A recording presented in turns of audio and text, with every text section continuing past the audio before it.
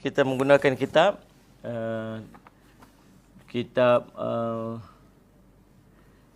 Ad-Dalil Mubin fi Mu'jizati Khairil Mursalin, dalil-dalil yang jelas tentang salih alaihi Muhammad, mukjizat sebaik-baik Rasul, itulah baginda Rasul SAW. Mukjizat Rasul SAW menelusuri kisah-kisah luar biasa Nabi SAW yang menjadi bukti risalah kerasulan yang saya susun. Tuan-tuan yang berhajat untuk mendapatkan buku ini, yang masih belum ada buku ni, yang kita jadikan sebagai teks kita untuk kuliah zuhur setiap minggu, anjuran audio kuliah, bolehlah mendapatkan nombor tersebut, mendapatkan buku ini di nombor yang kita pinkan dekat bawah sana. Terima kasih banyak-banyak. Jadikan buku ni sebagai Allahumma salli ala Muhammad, ilmu yang kita bincang-bincangkan dengan anak-anak kita. Kita bacakan kisah-kisah menarik berkaitan dengan Rasulullah SAW ini kepada ahli keluarga kita, anak-anak kita terutamanya. Salih sebab supaya menambah kecintaan mereka, kenal mereka kepada baginda Rasulullah SAW, jadikan dia sebagai bacaan-bacaan harian, insya-Allah. Ada Salih Muhammad, banyak kisah-kisah menarik yang ada dekat dalam ni, insya-Allah. Baik tuan-tuan, salih ala Muhammad. Hari ini kita akan masuk pada mukjizat yang ketiga. Kepada tuan-tuan yang ada buku ni, tuan-tuan boleh buka muka surat yang ke-11.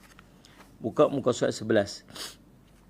Al-Bara' bin Adib radhiyallahu anhu mengatakan, Nazalna yaumal Hudaybiyah, fawajadna ma'an qad syaribahu ulaika an-nas.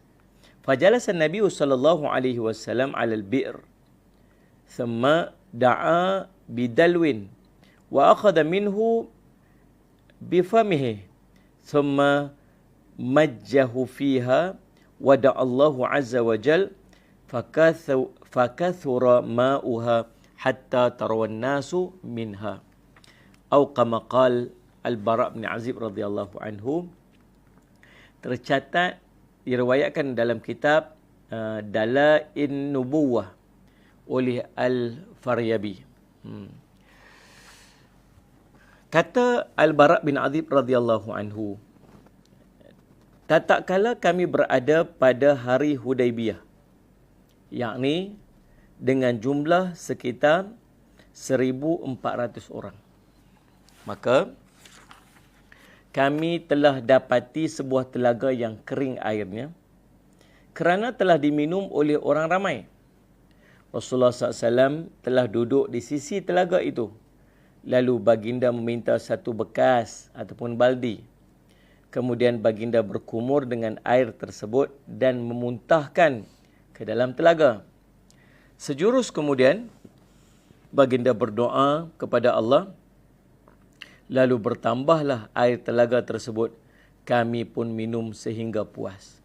Subhanallah. Tuan-tuan, ini mukjizat yang ketiga yang diceritakan oleh sahabat ini ketika dalam perjalanan bersama dengan Nabi SAW. Ini untung sahabat-sahabat ni, dia selalu tengok perkara-perkara pelik yang berlaku dengan Nabi SAW.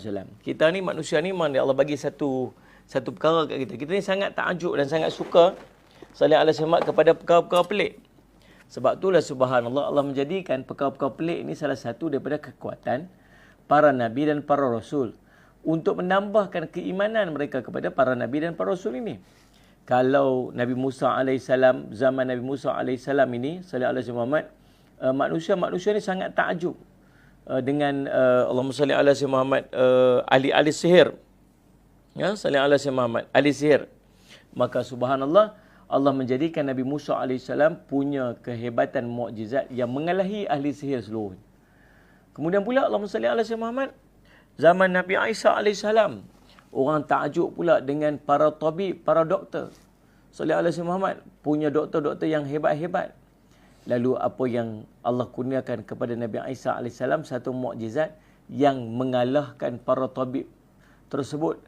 Boleh, kalau para tabib ini ataupun doktor ini mampu untuk mengubatkan orang yang buta, Nabi Isa mampu mengubatkan orang yang buta sejak lahir. Kalau orang boleh mengubatkan orang yang sakit, Nabi Isa AS mampu untuk membangunkan orang yang telah mati dengan izin daripada Allah SWT. Main Nabi kita Muhammad SAW ujian dan cabaran jauh lebih besar. Maka semua kelebihan-kelebihan dan mukjizat yang dimiliki oleh orang-orang ataupun para Nabi yang terdahulu dimiliki oleh Nabi kita Muhammad SAW. Nabi kita boleh bercakap Allahumma salli ala Sayyidina Muhammad dengan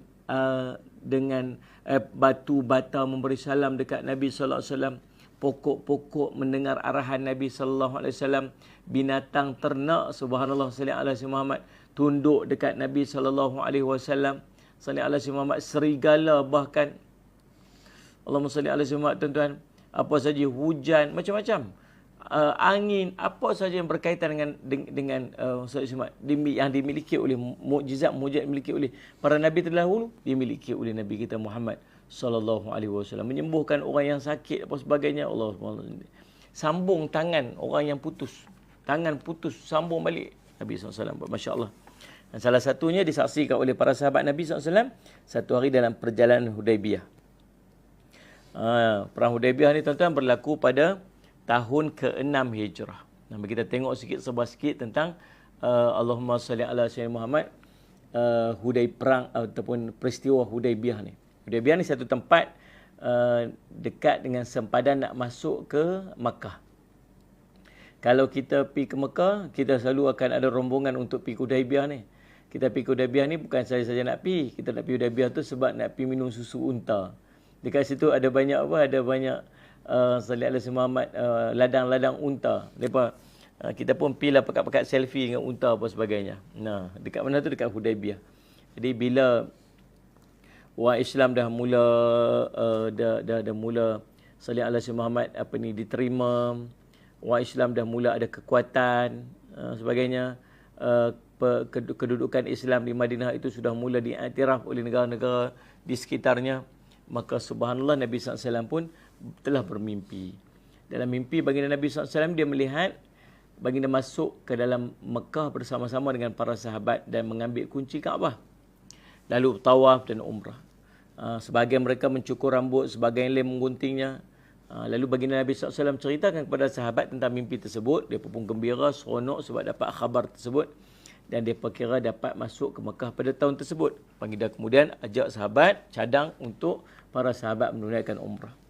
Lalu bersiap-siaplah mereka untuk berangkat. Allah ceritakan kisah ini dalam surah Al-Fath ayat ke-27. Allahumma salli ala Sayyidina Muhammad. Kata Syekh Ali As-Sabuni dalam mentakrifkan ayat tersebut, ini surah Al-Fath ayat 27 tu. Allah mahu memberitahu dalam ayat ni bahawa mimpi Nabi adalah mimpi yang benar. Baginda tidak menipu terhadap apa yang baginda mimpi. Akan tetapi mimpi tersebut tidak berlaku pada tahun ke-6. Tetapi berlaku pada tahun selepas daripada itu. Nah, bila tahun ke-6 ini tahun yang berlaku Hudaibiyah ni, tahun ke-7 itu ialah tahun pembukaan kota Mekah. Ini bermakna bahawa suasana yang diperlihatkan kepada Nabi SAW dalam mimpi tersebut adalah satu persediaan dan kabar gembira kepada Nabi dan para sahabat dan para umat Islam, dan juga memberi isyarat bahawa umat Islam akan menunaikan ibadah tanpa diganggu oleh sesiapa pun. Berdasarkan kepada mimpi tersebut, maka para Nabi dan para sahabat akhirnya mengajak orang-orang Islam, termasuk orang-orang Badui yang duduk di sekitar Madinah, untuk keluar bersama dengan baginda Nabi SAW. Namun ada di kalangan di kalangan orang Islam di kampung-kampung yang terlewat. Lalu Nabi SAW pun bersihkan pakaian. Nabi SAW pun memakai menunggang untanya bernama Al-Qaswa. Dan baginda melantik Abdullah Ummi Maktum untuk mangku jawatan Sayyid Jemaat di Madinah. Abdullah Maktum ni buta, tapi tidaklah menghalang Nabi memberikan kepercayaan kepada dia untuk menguruskan Madinah, sementara Nabi SAW keluar untuk pergi berumrah bersama dengan para sahabat. Nabi SAW keluar pada tarikh 1 Allahumma salli ala Sayyidina Muhammad 1 Zulqaidah. 1 Zulqaidah pada tahun ke-6 Hijrah. Tujuan baginda Nabi SAW itu bukanlah untuk perang, tapi semata-mata untuk melaksanakan ibadat umrah. Seperti yang diceritakan dalam kitab-kitab sejarah. Salli ala Sayyidina Muhammad. Imam At-Tabari sebut, Ibnu Humaid menceritakan kepada kami, dia berkata, Salamah menceritakan kepada kami, dia berkata, Muhammad bin Ishaq menceritakan kepada aku, dan Muhammad bin Muslim Az-Zuhri daripada Urwah bin Zubair, daripada Al-Miswar bin Makhramah, daripada Marwan bin Hakam, kedua-dua menceritakan bahawa kepada Urwah bin Zubair, kharaja Rasulullah sallallahu alaihi wasallam ama Hudaibiyah yuridu ziyaratal baiti la yuridu qitalan. Dia kata Rasulullah SAW keluar pada berlakunya perjanjian Hudaibiyah, baginda ingin melakukan ziarah di Baitullah, bukanlah mahu berperang. Kata Urwah, baginda membawa sallallahu alaihi wasallam Muhammad 70 ekor unta dan ada 700 orang laki-laki bersama baginda. Untuk setiap ekor unta ada 10 orang. Demikian tercatat dalam sejarah ataupun tarikh At-Tabari. Dalam riwayat lain, At-Tabari menyebutkan dengan sanadnya, sallallahu alaihi wasallam Muhammad, dia kata, Salamah menceritakan kepada kami daripada Ishaq, dia berkata, sallallahu alaihi wasallam, Nabi SAW keluar untuk menunaikan umrah pada bulan Zulqaidah. Baginda tidak mahu untuk berperang. Orang Arab dan yang ada di sekitarnya mengelak daripada keluar bersama baginda kerana takut kepada kaum Quraisy yang nanti akan memerangi mereka. Dan mereka akan menghalau mereka keluar. Maka kebanyakan daripada orang-orang Badui ini berlengah-lengah. Dan yang keluar bersama baginda adalah orang-orang Muhajirin, orang Ansar dan orang-orang Arab lainnya. Baginda membawa bersama baginda binatang korban dan memakai ihram untuk menunaikan umrah. Baginda melakukan demikian supaya orang ramai berasa aman dan tidak memerangi mereka. Dan juga untuk memberitahu orang ramai bahawa baginda datang untuk menziarah Baitullah sebagai tanda mengagungkan Baitullah. Demikian tercatat dalam tarikh At-Tabari, As-Sirah An-Nabawiyah Ibnu Ishaq. Sallallahu alaihi Muhammad. Jadi perbuatan Nabi SAW pakai ihram, kemudian bawa binatang korban itu semata-mata nak tunjuk kata Nabi SAW tak berhajat untuk pergi perang. Nabi SAW nak keluar dalam keadaan aman dan tak mengharapkan berlakunya apa-apa pertumpahan darah dan permusuhan. Sedangkan waktu tu orang-orang Quraisy sangat berdendam dengan baginda Rasul SAW. Syekh Muhammad Al-Ghazali pernah mengulas dalam kitabnya, dia kata perbuatan Nabi SAW dan para sahabatnya yang memakai ihram dalam keadaan yang sama, mereka mahu sangat masuk ke Mekah, menunjukkan bahawa adanya cinta yang sangat mendalam terhadap keamanan. Juga ingin melupakan permusuhan yang berlaku, juga ingin membina hubungan yang lebih tenteram dan aman. Nabi SAW, itulah hajat dia. Nak masuk cara aman, nak buat umrah, tak ada perhajat untuk apa-apa peperangan, sallallahu alaihi Muhammad. Bahkan kalau boleh nak bina hubungan yang baik dengan penduduk Mekah. Sallallahu alaihi Muhammad. Dalam riwayat yang lain disebutkan jumlah yang ikut bersama dengan Nabi SAW untuk menunaikan menunaikan umrah ni ada beberapa riwayat. Ada riwayat mengatakan 1,400 orang. Ada mengatakan 1,500 orang. Imam At-Tabari menukilkan beberapa riwayat tentang mereka yang keluar bersama dengan Nabi SAW pada ketika itu. Kata Imam Tabari, Yusuf bin Musa Al-Qattan menceritakan kepada dia, sallallahu alaihi wasallam, Abu Zubair menceritakan kepada kami daripada dia berkata, pada hari peristiwa Hudaibiyah adalah sebanyak 1,400 orang. Itu pendapat pertama.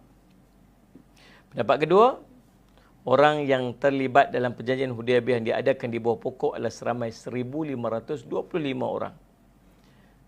Pendapat ketiga, sallallahu alaihi Muhammad, jumlah kami, kata Abdurrahman bin Abi Aufa, jumlah kami pada perjanjian hari Hudaibiyah adalah seramai 1,300 orang. So, pendapat pertama 1,400, pendapat kedua 1,525, pendapat ketiga 1,300 orang. Jadi, berdasarkan riwayat-riwayat ini, boleh kita katakan bahawa secara ringkasnya, jumlah yang mengikuti Nabi sallallahu alaihi wasallam paling tidak ialah berjumlah lebih daripada 1,300 orang. Jumlah dia lebih 1,000. Dalam keadaan orang musyrikin sallallahu alaihi Muhammad yang sangat memusuhi Islam, sallallahu alaihi Muhammad, orang Islam masih punya hajat nak masuk ke Mekah dalam keadaan aman. Harap-harap demikian. Lalu subhanallah sallallahu alaihi Muhammad, Syekh Munir Al-Ghadban memberikan satu gambaran dan penjelasan yang menarik berkaitan dengan kekuatan rohani dan kesanggupan para sahabat bersama-sama Nabi SAW waktu itu. Dia menyebutkan bahawa sahutan orang Muhajirin dan Ansar untuk keluar bersama dengan Nabi SAW adalah satu bukti yang jelas akan ketaatan iltizam dan semangat orang Islam. Kurang daripada setahun selepas peperangan Ahzab. Jumlah ini juga lah yang berjuang bersama dengan baginda Nabi SAW. Baru lepas perang Ahzab kurang setahun lagi. Maksudnya, orang-orang musyrikin yang balik dalam keadaan tak puas hati hari itu ni, ditimpa ribut, akhirnya mereka terpaksa untuk balik dalam keadaan tak sempat untuk perang dengan Nabi SAW. Baru tempoh tu belum habis, belum sampai setahun lagi. Maksud kalau dari segi permusuhan ni, kisah yang berlaku tu masih duduk memuncak lagi. Tapi orang Islam ni taat dekat Nabi SAW. Iltizam kuat, tak apalah, jom kita pergi. Sebab tu ada orang Arab Badui ni yang dia rasa macam tak boleh ni kalau pergi ni misi apa semua sebagainya, tak maulah apa semua sebagainya, akhirnya dia berlengah-lengah untuk pergi. Tapi orang-orang yang lain ni, subhanallah, sallallahu alaihi Muhammad, nah, mereka sanggup untuk dengar cakap Nabi SAW dan mereka keluar beramai-ramai untuk pergi dengan niat untuk melaksanakan melaksanakan ibadat umrah. Sallallahu alaihi Muhammad. Orang Islam ni walaupun dalam keadaan mereka masih tak lupa lagi apa yang berlaku dalam perang Ahzab tu. Jumlah peperangan musuh orang muhajirin yang mai nak memusuhi Islam ni dekat 10,000 orang. Sallallahu alaihi Muhammad. Tapi ini tak menjadi alasan kerana kekuatan iman mendorong mereka untuk menyahut seruan baginda Nabi sallallahu alaihi wasallam. Jadi bergeraklah Nabi sallallahu alaihi wasallam menuju ke Mekah. Dalam perjalanan tersebut, bila sampai dekat Dhul Hulaifah, Nabi SAW memasang gelang dan tanda-tanda di binatang-binatang yang bakal dikorbankan. Kemudian Nabi SAW berihram untuk umrah. Tujuannya supaya manusia nampak niat dan cita-cita Nabi SAW bukanlah untuk perang, tetapi semata-mata untuk masuk sallallahu alaihi wasallam Muhammad sallallahu alaihi wasallam melaksanakan ibadah umrah. Dalam satu riwayat, Sayyidina Umar menyatakan kerisauan kepada Nabi sallallahu alaihi wasallam sebab Nabi dan orang Islam keluar langsung tak ada persiapan untuk peperangan. Kalaulah takdir berlaku peperangan, maka orang Islam akan duduk pada posisi yang sangat lemah sebab tak ada preparation langsung untuk perang. Maksudnya tawakal Nabi SAW ni sangat tinggi. Sallallahu alaihi Muhammad. Sallallahu alaihi Muhammad. Lalu Sayyidina Umar pun katalah dekat Nabi sallallahu alaihi wasallam, ya Rasulullah, tadkhulu ala qaumin hum laka harbun bi ghairi silahin wala qura'in. Dia kata, wahai Rasulullah, adakah engkau ingin masuk kepada satu kaum yang mereka ingin memerangi engkau dalam keadaan engkau tidak ada senjata dan tidak ada kuda? Soalan dia tanya. Umar risau, semata risau saja. Bukan tak percaya dekat Nabi SAW. Mana ada para sahabat Nabi yang tak percaya dekat Nabi SAW. Tapi hanya melontarkan kerisauan. Macam mana Rasulullah, kita ni nak masuk tempat tu memang mereka duk perang dengan kita. Mereka sangat benci kita. Bila kita nak masuk tu, solat simak kita pula tak ada apa-apa persiapan persediaan ni. Kalau takdir kata dia serang habis kita ni. Pula tak ada apa-apa. Lalu Nabi SAW pun buat satu tindakan. Dia hantar seorang perisik, Sallallahu alaihi Muhammad, daripada Bani Khuza'ah yang melaporkan tentang Quraisy. Bila Nabi SAW sampai dekat dengan Usfan, datanglah perisiknya yang bernama Bishr bin Sufyan Al-Ka'bi. Dia pun kata, semasa saya datang tadi, Ka'ab bin Lu'ay telah mengumpulkan angkatan Ahabish. Satu angkatan kumpulan lah. Dengan perkumpulan yang ramai untuk memerangi kamu dan menghalang kamu daripada sampai ke Baitullah. Itu maklumat yang sampai kepada Nabi SAW melalui perisik dia. Jadi perbuatan Nabi SAW ini menunjukkan bijaknya Nabi SAW. Baginda mengupah Bishr yang menjadi mata-mata supaya berita, apa saja berita di Mekah dapat sampai dekat Nabi SAW. Ini adalah salah satu pandang Nabi SAW untuk mengelak daripada pertempuran dan peperangan. Jadi inilah diceritakan oleh Syekh Sa'id Ramadan Al-Buti. Hantar dulu. Kalau nanti maklumat sampai, apa tindakan yang kita boleh buat supaya kita dapat mengelak daripada peperangan dan pertumpahan darah. Jadi bila tujuan Nabi SAW bukan untuk perang, Maka baginda, apa yang Nabi buat, Nabi tak obvious sangat. Kalau perang ni dia nak kena tunjuk kekuatan. Nabi SAW masuk jalan-jalan yang sukar, lorong-lorong di bukit. Baginda Nabi SAW ikut laluan sebelah kanan. Salih alaihi Muhammad di antara laluan Al-Hims, iaitu jalan yang menuju kepada Thayyinah Al-Mirar, yang menurun ke Hudaibiyah daripada jalan bawah Mekah, bahagian bawah Mekah. Baginda meninggalkan jalan utama yang menuju ke Tanah Haram melalui Tan'im. Dibiarkan jalan itu berada di sebelah kiri. Apabila Khalid melihat tentera Islam sudah mengubah laluan, menukar laluan, lalu dia pun beredar dan segera untuk memberi amaran kepada orang-orang Quraisy.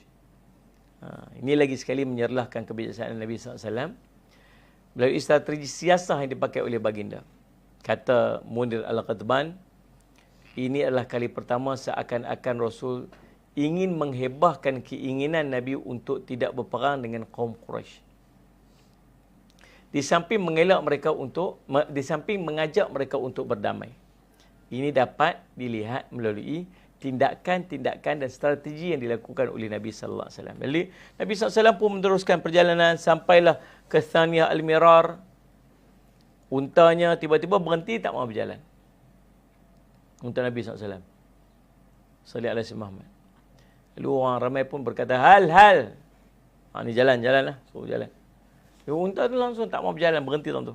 Dia berkata Al-Qaswa tak mahu berjalan. Al-Qaswa tak mahu berjalan. Nabi SAW pun berkata, bukan Al-Qaswa sengaja tak mahu berjalan, tapi itu perangai dia. Tapi, saya cuma dia kata, bukan sengaja Al-Qaswa tak mahu jalan, dan itu bukan perangai dia macam tu. Tapi, kata Nabi SAW, dia tertahan sebagaimana tertahannya tentera bergajah yang menyerang Kaabah. Maksud, ada yang menghalang Salih alaihi Muhammad daripada Al-Qaswa tu meneruskan perjalanan. Kemudian Salih alaihi Muhammad, baginda terus berkata, demi diriku yang berada dalam kekuasaannya, kalau mereka meminta kepadaku satu rancangan demi untuk membesarkan tanah haram ini, nescaya aku sanggup untuk menunaikannya. Kemudian baginda mengerak Al-Qaswa sehingga dia bangun. Kemudian baginda menukar arah perjalanan sehingga sampai ke hujung Hudaibiyah dekat satu tempat, satu telaga ayak. Dan mereka semua berebut-berebut nak dapat ayak daripada telaga tersebut. Dan ayak tu sebentar saja dah habis kering. Kemudian Nabi SAW, inilah kisah yang berlaku ni, yang mana cerita tentang Nabi SAW pun pergi duduk tepi tu. Dalam riwayat ini Nabi SAW ambil ayak satu bekas, ambil ayak bekas tu. Kemudian Nabi SAW berkumur-kumur dengan ayak tersebut. Kemudian Nabi SAW muntahkan kembali telaga tersebut. Kemudian ayak tu naik dan memenuhi dan dapat diminum dengan sehingga puas oleh 1,400 tentera-tentera ataupun orang-orang Islam yang bersama dengan Nabi SAW dalam perjalanan Hudaibiyah tersebut. Allahumma salli ala sayyidina Muhammad. Itu kisah yang berlaku. Salli ala sayyidina Muhammad. Jadi Allahumma salli ala sayyidina Muhammad. Apa yang berlaku, apa yang tersirat dalam kisah ni boleh diambil sebagai satu pengajaran. Keadaan unta yang tak mau bergerak itu, kata ulama ni merupakan satu perancangan dan wahyu daripada Allah. Oleh kerana Nabi SAW menetapkan bahawa selagi mana boleh berdamai, maka perlu berdamai tanpa apa-apa peperangan. Itu memang Nabi SAW niat macam tu dah. Waktu Syekh Muhammad Al-Ghazali menjelaskan, orang Islam pada ketika itu menunggu sebagaimana diperintahkan dengan harapan esoknya akan dibuka pintu Mekah supaya mereka dapat bertawaf dan melakukan sa'i. Kemudian kembali ke Madinah dalam keadaan beruntung. Mereka thiqah dengan tujuan mereka. Bagaimana mereka mahu syak sedangkan yang mendengar sendiri perkhabaran daripada mimpi Rasulullah SAW itu. Mereka sendiri dengar. Nabi SAW cerita, mimpi dia macam tu. Nak syak macam mana lagi? Percaya sungguh-sungguh. Sallallahu alaihi wasallam. Mereka faham dah. Dalam cerita tu nampak Nabi SAW tawaf. Dan itu Nabi SAW bertahlul. Sallallahu alaihi wasallam. Semua dibuat dalam keadaan yang tenang. Takkan kami tak boleh buat nak syak? Apalagi mimpi tu mimpi Nabi SAW. Adapun orang musyrikin Quraisy, mereka duduk dalam keadaan takut dan gemetar pula. Mereka mau menghalang dan menjauhkan umat Islam daripada masuki Mekah dengan apa cara sekalipun. Ini kerana mereka melihat daripada satu sudut yang kecil dan sempit. Itu dua pendapat, dua keadaan. Orang Islam dengan semangat nak masuk, bukan nak perang, nak masuk untuk melakukan umrah. Tak ada niat yang lain. Nak pi masuk elok-elok, keluar dengan keadaan aman, tenang dan damai. Orang-orang musyrikin pula nampak satu ancaman. Kalau mereka masuk saat gini, jadi ancaman dekat mereka. Boleh jadi keburukan sebagainya. Hati ni rasa gelisah, takut. Lalu apa yang berlaku? Sallallahu alaihi Muhammad, datanglah Budail bin Waraqa al-Khuza'i dengan sekumpulan daripada orang-orang daripada Khuza'ah. Bani Khuza'ah telah mendiami Tihamah dengan golongan yang biasa memberi nasihat kepada Nabi SAW. Budail berkata, tadi aku tinggalkan Ka'ab bin Lu'ay, telah sampai ke beberapa mata air Hudaibiyah, membawa bersama mereka unta yang mempunyai susu dan unta-unta yang membawa anak-anaknya, yakni untuk menunjukkan mereka benar-benar membawa kelengkapan yang diperlukan, termasuk keperluan makanan untuk tujuan peperangan itu.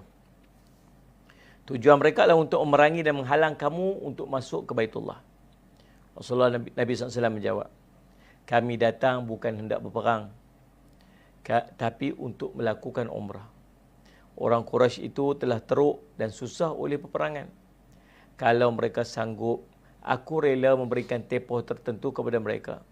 Dan mereka hendaklah membiarkan urusanku dengan orang lain. Dan kalau mereka mau, mereka boleh lakukan sebagaimana yang dilakukan oleh orang lain. Kalau tidak, bererti mereka hendak menunjukkan kekuatan.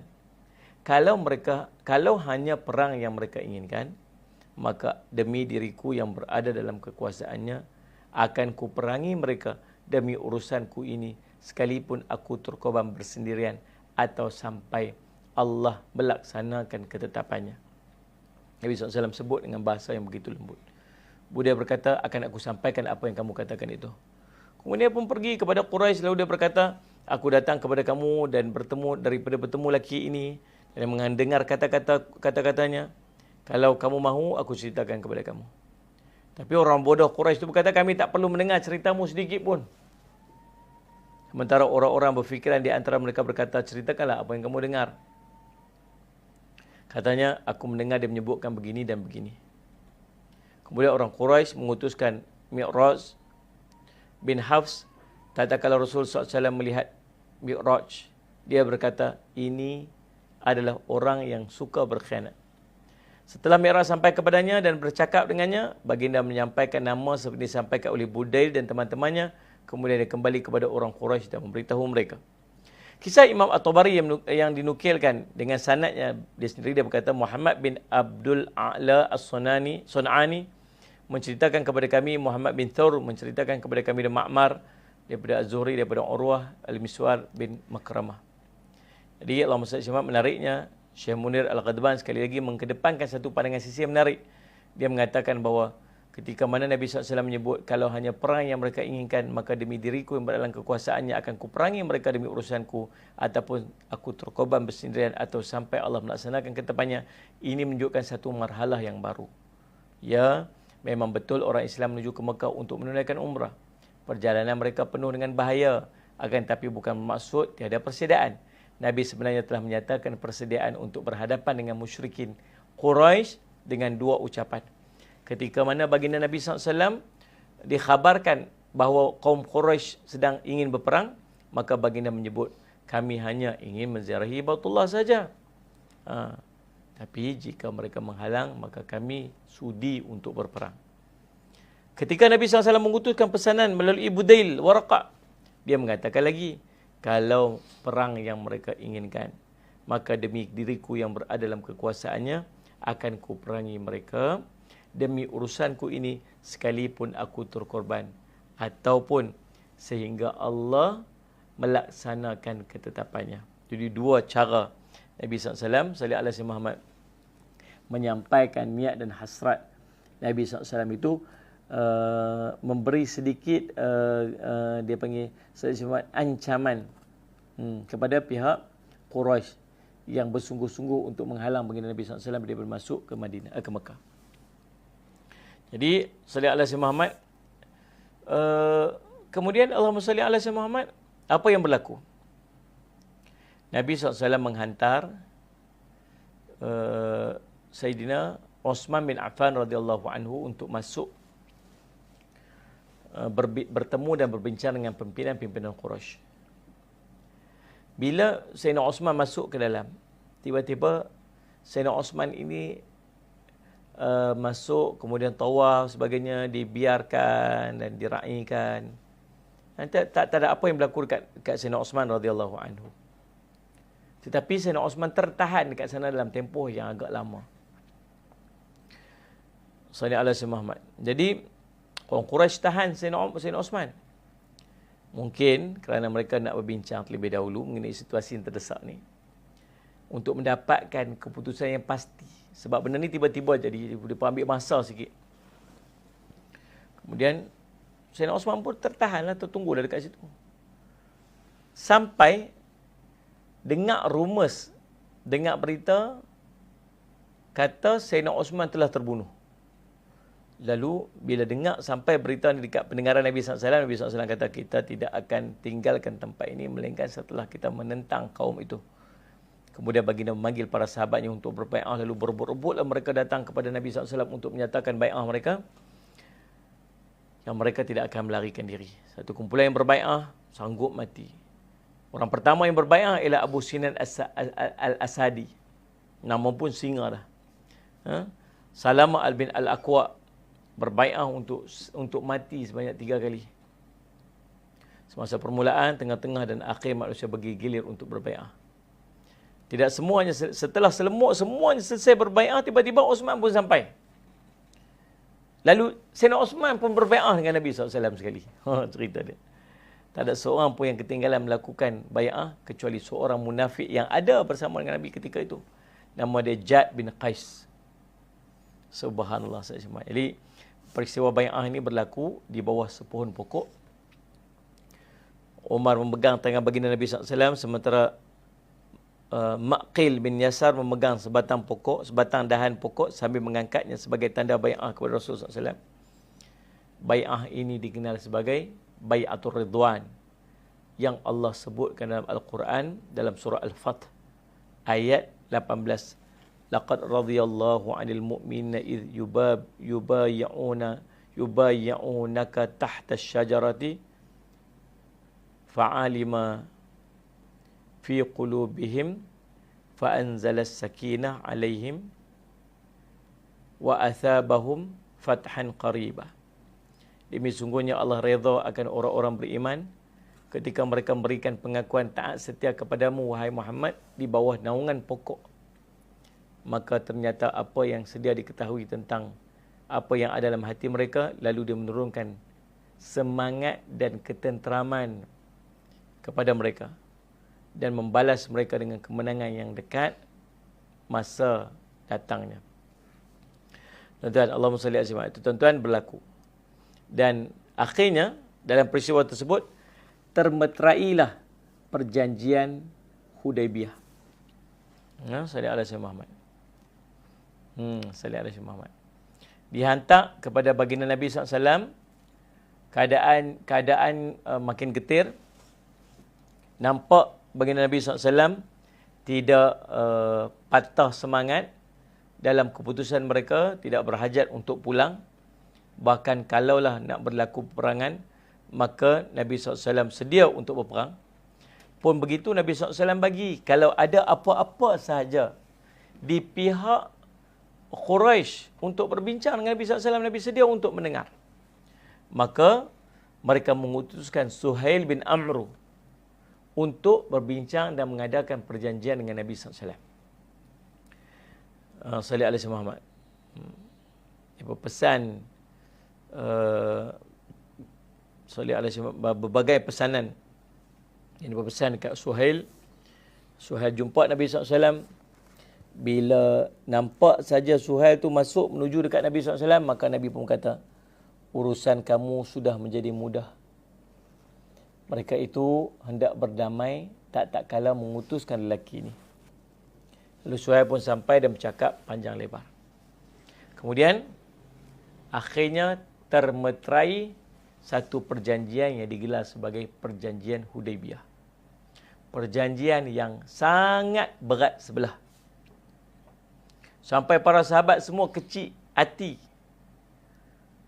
Sallallahu alaihi Muhammad. Nak tulis Bismillahirrahmanirrahim pun dia tak agree. Padam, tulis Bismillah saja. Nak tulis Muhammad Rasulullah SAW, tak benarkan. Dia kata kami tak mengiktiraf Rasulullah SAW. Sayyidina Ali yang menulis